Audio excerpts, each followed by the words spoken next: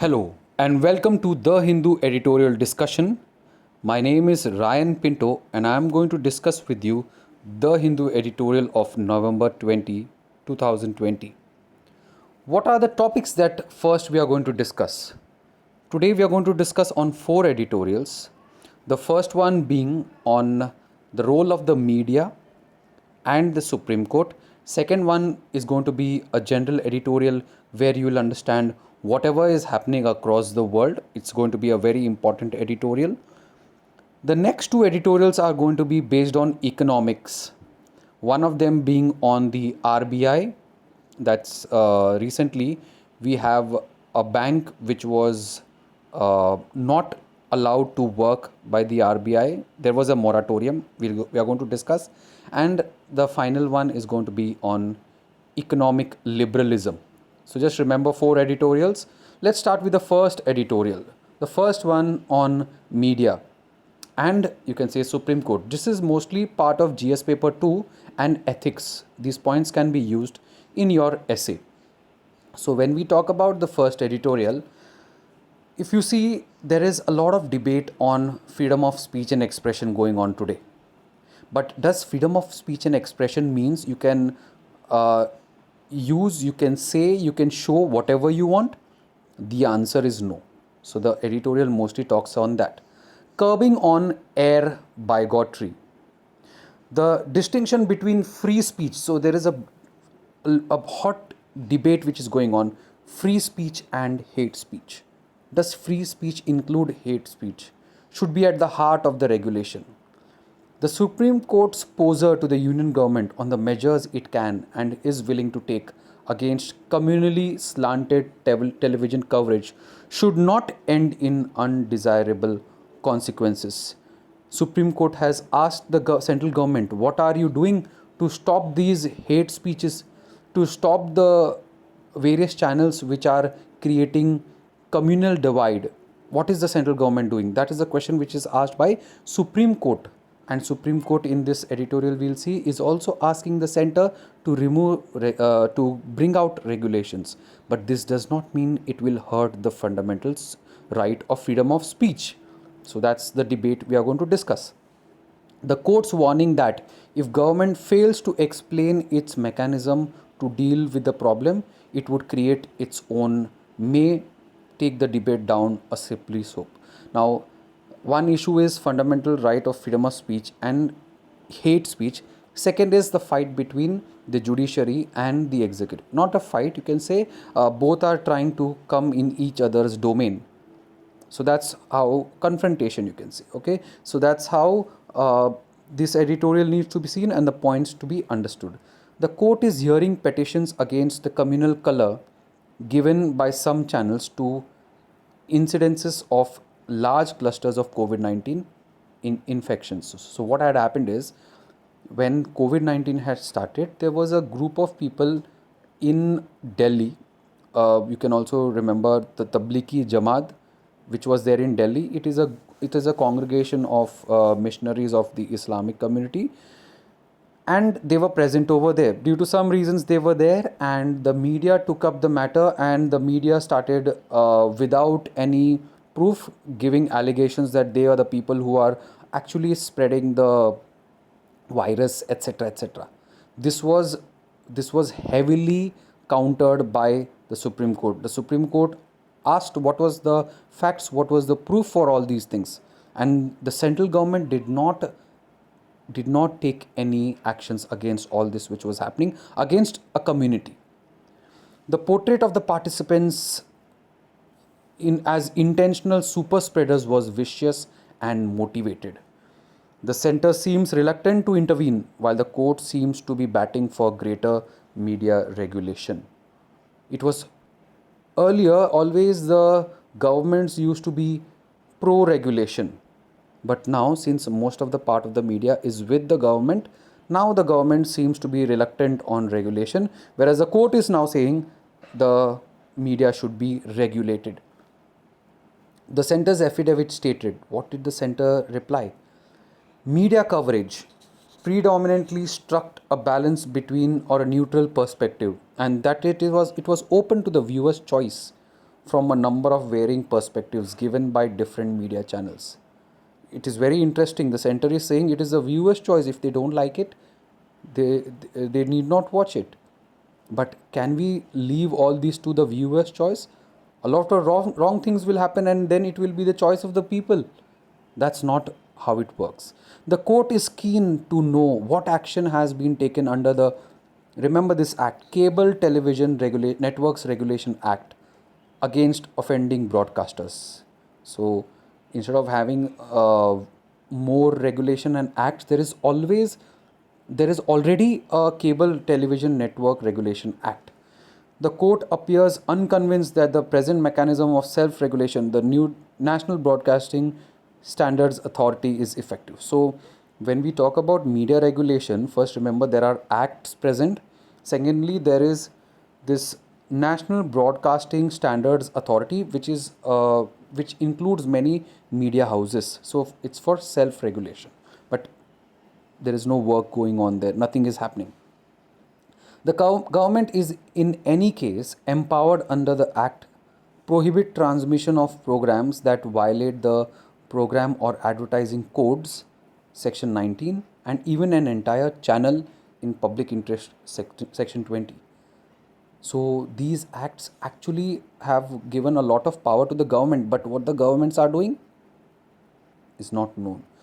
There is no doubt that egregious violations of norms are not uncommon, depending on the damage done to individuals or institutions, or even society at large. There is enough scope for action under the penal law. So, first we saw a fight between, or you can say a debate between freedom of speech and hate speech. Next is the areas where the executive can take over, or the areas where the the Supreme Court can take over. Then we spoke about the two acts or two ways where media can be regulated. First is the Cable Television Networks Regulation Act and the National Broadcasting Standards Authority. However, there is a class of violation of norms in broadcasting that stands apart. The case of Sudarshan News. So first is the Tablighi Jamaat case. Second is the Sudarshan News case recently, which began a series that propagated hate against Muslims is a fragrant example. So Sudarshan News had brought this TV channel, or you can say a series, where it was talking about UPSC jihad, and it is so wrong, where students have passed with merit to frame them as people doing it for religion. The government has merely administered a caution to the channel and asked it to moderate the content of future episodes and avoid breaching the program code. What did the government do? Just gave a caution. The court distinguished between free speech and hate speech. The distinction should be at the heart of any order, creating a new mechanism, if at all one is needed, to deal with broadcast media excesses. So court just gave the distinction between free speech and hate speech. What the court said is, bring out something where the media can be regulated, or else we will bring it. So this was the first article. Second article talks about the global issues, what is happening across the world. Some of the things which are happening internationally can help in GS paper 3, international relation. So let's see what is happening across the world. A world in chaos and moment of truth. Informational autocracy is the latest danger that threatens democracies. So just remember, in your answers, essays, and various topics, you can use this. Today is now, whoever, like the other day, we were discussing about technology and importance of data. Data is currency now. Informational autocracy is the latest danger that threatens democracies. Whoever holds information, they are the rulers. Change is the essence of time. Let's see what are the changes and what are the situations which is happening. America's divides. First, we'll focus on America. Recently, you must have heard about the elections and a lot of fight between Donald Trump's supporters and Joe Biden's supporters, both claiming victory, both not especially Donald Trump, not believing or trusting the Election Commission of America, the presumption that existence of acutely sharp divisions between liberals and conservatives and competition between ideologues and hardcore practitioners alone are endangering democracies in today's world. This is happening everywhere, not only in America. There is a fight between conservatives and liberals.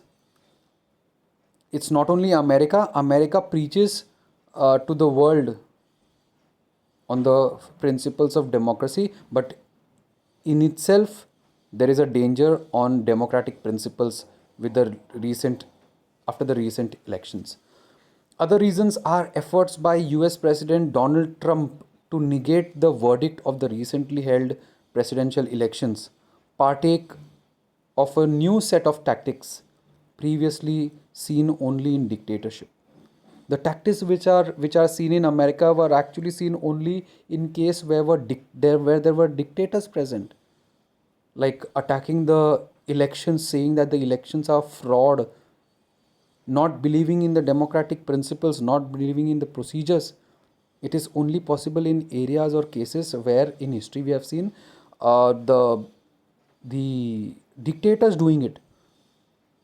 The lack of shamefacedness on the part of the United States authorities, even as they engage in this, while lecturing the whole world about the virtues of democracy, represent a new pole of in the utilization of fake news. The specter that confronts democracy today is grave. In the case of US, one of the world's oldest democracies, what we are witnessing is a deep divide, one that is equally true of many other democratic nations today. What we have to understand is because of this fight between Donald Trump and Joe Biden, Donald Trump attacking the democratic principles, election commission, other authorities, the democratic principles are in danger over there. It can lead to mobocracy. The mobs can take over, and this America actually earlier used to lecture the other countries across the world. Clearly, Donald Trump's support comes from a segment that has serious grievances against policies by so called liberal segments. Donald Trump's supporters do not like the liberals. As we know, Donald Trump is from the conservative and in the Republican Party. And in turn, the neglect of their interest. This is true as many other democracies as well and must be viewed as a wake up call. This can be seen in most of the democracies. What is evident is that issues of identity or threats to identity you can see everywhere, in not only in United States of America, even in India these issues are going on. Issues of identity or threats to identity are becoming an important issue in elections across democracies. Manipulation of grievances by using psychometric techniques. You must have seen Cambridge and Analytica using the data from Facebook and manipulating the data and manipulating people and manipulating grievances. So, as I started earlier, information autocracy and the use of deep fakes made possible through artificial intelligence further enhances threat to current notions of democracy. That was United States about Donald Trump, Joe Biden and democratic principles. In Europe, Europe is grappling with resurgent COVID-19 pandemics. We have the second wave and it is hitting them hard. Uncertain Brexit will further damage the prospects of UK and Europe.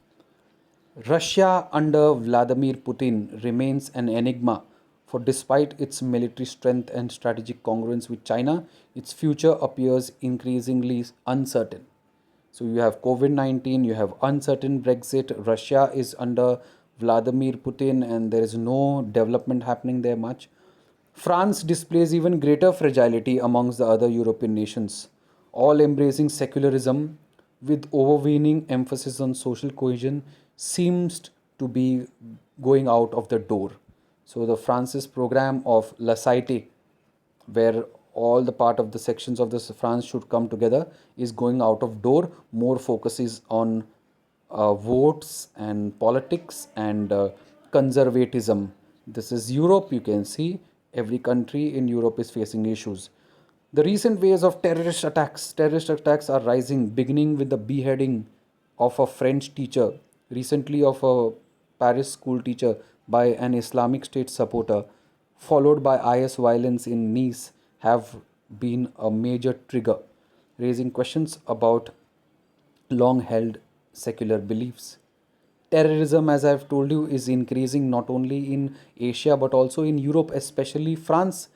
We have seen two terror attacks happening in France and in Australia. Other issues exist as a catalyst to this emerging situation. Terrorism is resurfacing. France, Paris, and Nice, and in Austria, sorry, a reminder of transnational character of the threat. So France is not only being affected; it's not only Asian countries which are affected, but also France. Dictatorship and authoritarian regimes were previously accused of resorting to such activities, but these tactics are no longer just confined to dictatorship. Now, even democracies are using these tactics to bring back their power, and these political parties, are using this manipulation of information. So, again, bringing it back to information autocracy, which we have seen in America how it is hurting, in Europe, and terrorism also. And also events to achieve certain desired end is becoming stock in trade of many democratic regimes as well. So we have seen America, we have United States of America, we have seen Europe, and now what is happening in India. In some regions, especially midterm elections are scheduled. We have seen already in Bihar, and now later it's going to be in West Bengal 2021. The atmosphere today is highly polarized. COVID-19 pandemic, like in United States, Europe, again there is a second wave, which there's a danger of the second wave, have reduced the intensity of protests. The ghost of Citizenship Amendment Act, NRC, Jammu and Kashmir. Aggravating this situation are Pakistan's efforts to push in terrorists in even large numbers. We have a hostile China, which is our neighbor. On the other hand, evident from the announcement made on November 15 that RCEP, India will not be included. That's Regional Comprehensive Economic Partnership. So we are seeing elections, COVID-19, CAA, NRC, Jammu and Kashmir, Pakistan, and India not being part of the RCEP. We are going to discuss a little bit on RCEP today. Pakistan, the latest provocation being holding of assembly elections in Gilgit-Baltistan. Gilgit-Baltistan till now was Pakistan considered their province, but never held elections because it was a disputed area. India considers that as we consider them as ours. India is again being steadily marginalized in Afghanistan, where the control of Taliban is increasing, with all other players in Afghan imbroglio acquiescing in this situation. So in Afghanistan, we are losing out some ground, though we have a lot of interest there, but in the discussions, somewhere India is being marginalized. China's goal. China, no disruptive changes are likely here in the near future. If anything, Chinese President Xi Jinping is expected to emerge stronger after the 20th Party Congress. So no much changes. Xi Jinping is going to be more stronger, giving a further impetus to transformation of China into a superpower. They are expecting to be a superpower by 2035. While new foreign policy initiatives may be few, major reform initiatives will be confined to the economy, energy, and new innovation system. NK Narayan. So remember, so did we see in this editorial? What are the global issues? We saw America. First, we spoke about informational autocracy, situation in United States of America, in Europe, where we spoke about UK and France, and the other countries. We also spoke about India, and in India, we spoke about the various issues which are going on, and also the issues like we have in India is on Pakistan and China and CAA and various elections and the COVID-19 pandemic. And this all was written by M.K. Narayanan, who was a former National Security Advisor and Governor of West Bengal. The third editorial is India's mask of liberalism is off. So, trade protectionism seems to be the official policy of the government. After 1991, liberalization, privatization, globalization, we were thought of moving towards liberalization, but somewhere we are actually not. India's External Affairs Minister S. Jaishankar recently disapproved of trade and globalization. Now, this is a matter of debate again. He said, in the name of openness, we have allowed subsidized products and unfair production advantages from abroad to prevail, justified by the mantra of an open, globalized economy. It was quite extraordinary that an economy as attractive as India allowed the framework to be set by others. So, what S. Jaishankar is saying, in the name of openness, we have allowed other countries to benefit and grow and trade in India, where we had so much of advantage of population, resources, etc. We did not take the advantage, other countries took. That is what S. Jaishankar is saying, and somewhere he is talking about protectionism. Yes, in the time of COVID, there are many countries going towards protectionism. India is one of them. Okay, but S. Jaishankar and the party which he represents and the government in the government which is there, they themselves was currently means they were opposing of what Nehru did before 1991, but now they are going towards what Nehru had brought in. Taking a dig at free trade agreements, the minister said the effect of past trade agreements has been to deindustrialize some sectors. So he attacked the FTAs. So just see what are the flaws in these arguments. First, so remember these flaws very important in why did they, so he spoke in context of we not joining the RCEP. First, so by refusing to sign RCEP, a sign of weakness, not boldness. India is now truly at the margins of regional and global economy. You must understand, all the countries which were very promising, developing, could come together and do a lot of business have come together. But India did not take part in that. With trade multilateralism at the WTO remaining sluggish, FTAs are the gateways for international trade. WTO is not now working properly. We need to get inside these FTAs. By not being part of major FTAs, India cannot be part of the major global chains. You must have seen how Vietnam, Bangladesh, and even Indonesia is rising because of the trade and investments there. India can't take this risk. Second, India has embraced the economic openness. Has India embraced the economic openness that Mr. Jaishankar laments about? Was India so economically open after 1991? Well, India is surely much more open economy than it was 3 decades ago, but India continues to remain relatively closed. Let's see the facts. According to WTO, India's applied most favored nation import tariffs are 13.8%, which is the highest. So India puts a lot of tariffs. So does it mean we were open earlier? If Jaishankar had said that we lost because of the openness. Were we exactly open? This is the number you should remember, 13.8. UNC UNCTAD, that is United Nations Conference on Trade and Development, on the restrictions, said that India figures at a very restrictive category. From 1995 to 2019, India has initiated anti-dumping measures 972 times, highest in the world. So are we an open economy? So remember, 13.8%, we are very restrictive, and 972 times anti-dumping. Third, in blaming FTAs for the woes of Indian manufacturing, External Affairs Minister is contradicting his own government economic survey. Economic survey had said FTAs are good. Fourth, External Affairs Minister, following the finest tradition of Narendra Modi government, criticized the past governments for compromising interest. However, he did not share why his government failed in convincing 15 other RCEP nations about framework that would be advantageous to India.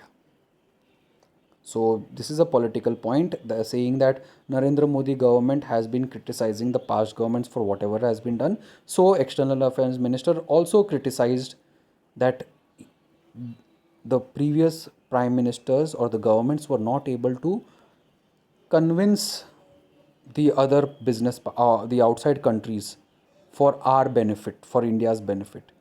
So the criticism is, why wasn't he able to convince the India's benefit in the RCEP? Finally, in criticizing openness in the economy and globalization, the External Affairs Minister wholly ignored the fact that India is actually a major beneficiary of the globalization. According to economist and Professor Arvind Panagria, was also the Niti Aayog member. Poverty in rural and urban India stood at close to 40% in 2004-2005, became half by 2011-12. This was due to an average economic growth at 8%, with international trade being a major engine of progress. So we need to engage with the foreign countries. So is economic liberalism turning to economic illiberalism? When Mr. Modi became the Prime Minister in 2014, it was widely perceived that while his government might be socially conservative, it would be economically liberal. But what the government is doing is completely different. Tariffs have increased. FTAs are considered to be bad, and vocal for local, which strikes at the heart of the international trade and globalization, is the new mantra. The Prime Minister's desire to make India a global destination for foreign investment is a pipe dream. So one side, Prime Minister is saying we need to be an investment hub, a global destination for investment, etc. But on the other side, he is not able to um, open the economy, make the economy liberal. Will it be possible? Will the foreign investors come to India in such a case? It is naive to expect foreign investors to be gung ho about investing in India if protectionism is government's official policy. The mask of economic liberalism is finally off. So use those 4 points in the economic section. Finally, about the bailout which the RBI has given to, or the RBIs have given to the Lakshmi Vilas Bank, and almost simultaneously announce a draft scheme of amalgamation that entails Indian unit of Singapore government controlled DBS Bank taking over capital starved private lender marks a welcome intervention. So there is a 1 month moratorium on Lakshmi Vilas Bank, and later it will be amalgamated with the DBS Bank of Singapore. The well choreographed move will protect the interest of the depositors and employers. So this is a well choreographed move because it will help the interest of the depositors and the employees. And RBI does not want the banks to just close down and people to face losses. The Lakshmi Vilas Bank had been become a candidate for the regulatory intervention was evident after its continuous losses, steady erosion of net worth, and inability to raise capital to bolster its balance sheet. Despite being placed under the RBI's prompt corrective action framework in September, the lender's finances deteriorated to the point where its gross ratio of NPAs shot up to 25.4% in March 2020. So this is not just suddenly they have done it. NPAs, the LVB, that is the Lakshmi Vilas Bank, was already in the RBI's radar, but still NPAs increased to 25.4%. Tier 1 capital ratio turned negative 0.88%, and the capital ratio subsequently worsened to minus 4.85%. Overall banking sector health, however, remains a concern. Pandemic has inflicted on global economy and warned of deeper legacy scars. More stress on corporate balance sheets and governments burdened with large debt. So, a lot of issues here. In its financial stability report in July, the stress has increased. NPA ratio of commercial banks could worsen to 14.7% NPAs from 8.5% a year earlier. If the pandemic's adverse impact caused the GDP to contract by 8.9% in the current fiscal year. So remember, NPS could go up to 14.5. It was 8.5%.